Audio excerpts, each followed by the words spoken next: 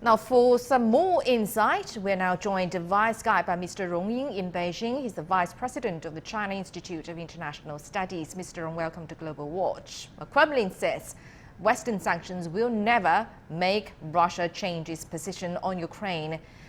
How much pressure do you think those sanctions really have put on Moscow? Do you think Moscow can afford all that?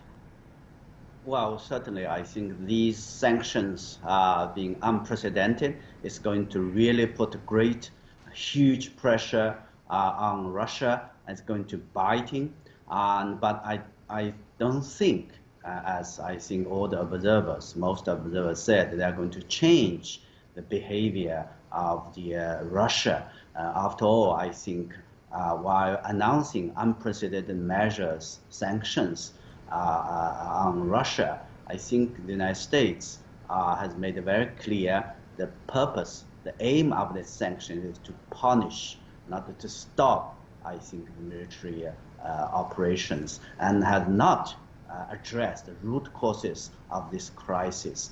And all the Western commentators, I think, have been talking about that the possibilities in the wake of these unprecedented sanctions, the ground situation in Ukraine may not de-escalate, rather it may escalate. This is really unfortunate.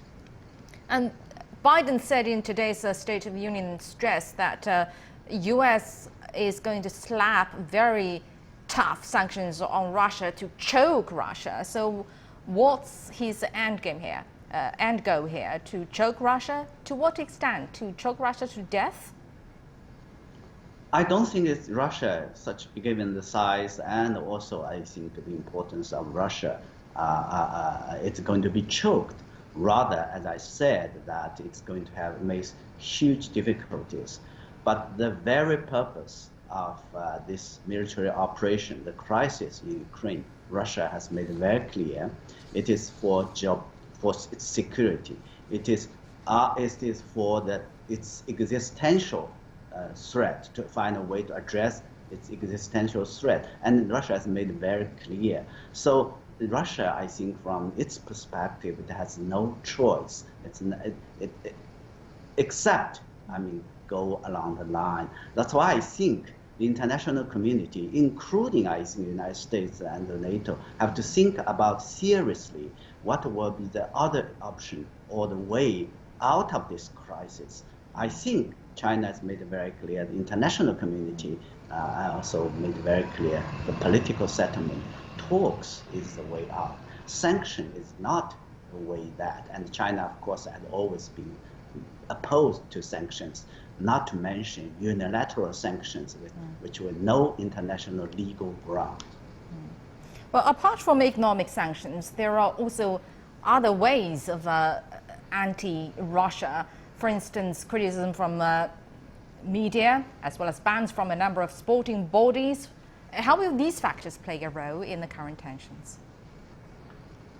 These sanctions, either by default or by design, would only further complicate the situation, bringing Russia more isolated, and then creating a kind of a huge division, growing division between Russia and the rest of the world. I think this is, again, a very sort of a dismal development, and because the world we are living today is a kind of interdependent, interconnected world.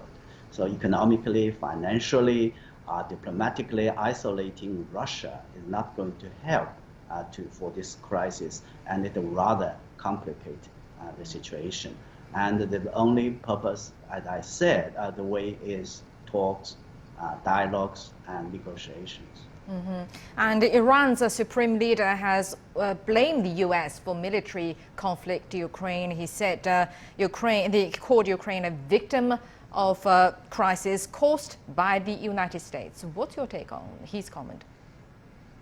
Yeah, that's a very good footnote of Chinese positions on this crisis. I think China has made it very clear at the day one, this crisis had a deep and long-term sort of historical background and realities.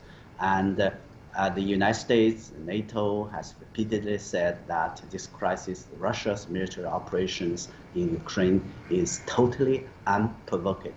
In fact, the reality is just the opposite. And because of that, I think China has made it very clear that it would help if the relevant parties start to talk, Russia, Europe, NATO, and the United States, and of course Ukraine. And we have seen, even though the first round of talks did not produce anything. And more importantly, I think these talks will hopefully lead to a kind of political settlement by taking into account the legitimate security interest of all the parties, by work towards a kind of security arrangement or mechanism in Europe that is balanced, effective, and lasting. And also by advocating of following the kind of new security concept China has always been advocating, a common, comprehensive, cooperative, and lasting. Indeed. Thank you very much, Professor Rong Ying, for your insight.